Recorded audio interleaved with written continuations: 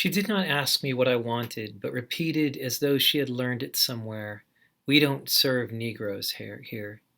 She did not say it with the blunt, derisive hostility to which I had grown so accustomed, but rather with a note of apology in her voice, and fear. This made me colder and more murderous than ever. I felt I had to do something with my hands. I wanted her to come close enough for me to get her neck between my hands. So I pretended not to have understood her, hoping to draw her closer. And she did step a very short step closer with her pencil poised incongruously over her pad and repeated the formula: "Don't serve Negroes here." Somehow, with the repetition of that phrase, which was already ringing in my head like 1,000 bells of a nightmare, I realized that she would never come any closer, and that I would have to strike from a distance. There was nothing on the table but an ordinary water mug, half full of water, and I picked this up and hurled it with all my strength at her.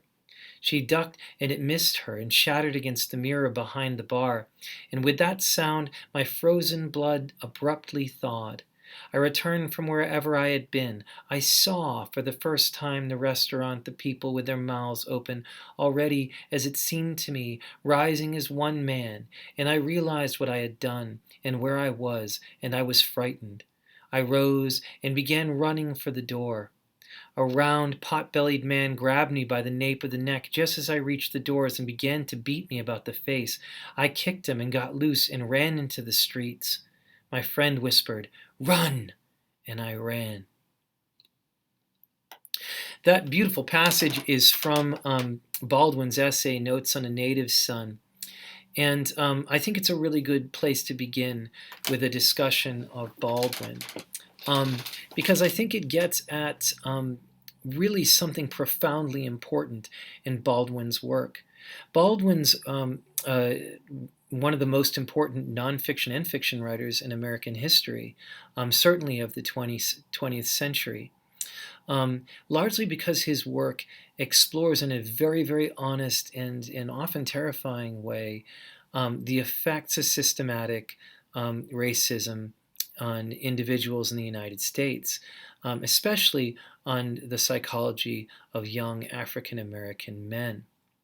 And he is a stinging social satirist while being incredibly honest, writing from the inside of his experience out. Of course, this is an essay. This isn't a character that he's writing about in the passage I just read you, but it's really indicative. The character is in a state where outrage and rage meet each other in a kind of fury that he doesn't fully understand and cannot control. And the reason I say outrage and rage connect here is because it's very interesting that the person he lashes out at is really not the instrument of his oppression at all. She is simply doing what she's told. But of course, that is the very thing that makes him so angry. And I don't want to talk too much about that because I don't want to give away too much of what I want you to cover in the discussion board and perhaps later in the reading response. But rage is fury, outrage is social awareness. And this is where the outrage that he feels all the time based on his circumstances as an African American leads to a personal rage and a fury that is out of his control. Baldwin is an extremely direct and honest writer. And this essay comes from a larger book also called Notes of a Native Son. And in it, he writes that the story of the Negro in America is the story of America.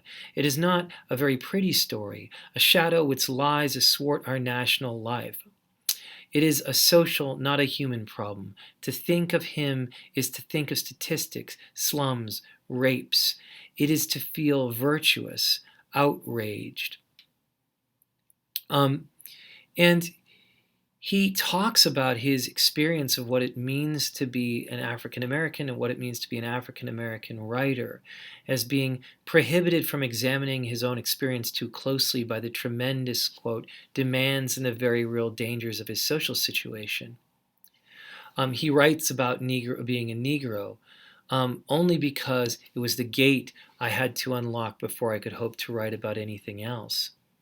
But writing about being a Negro in America is to write about dangerous things and to write on dangerous ground.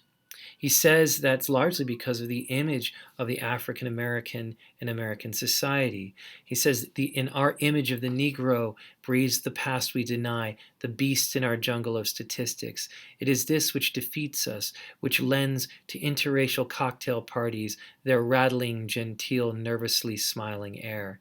In any drawing room at such a gathering, the beast may spring, filling the air with flying things and an unenlightened wailing.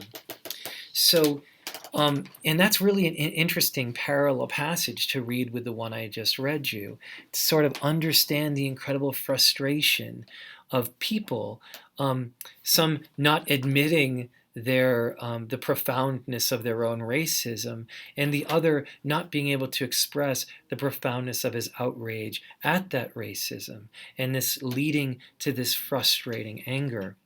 Baldwin is very interested in the social impact of racism on the individual and how, through this process of gradual adapting and adopting culture, African Americans sort of become the various stereotype or begin filling those ideas or the cartoon of what it means to be African American.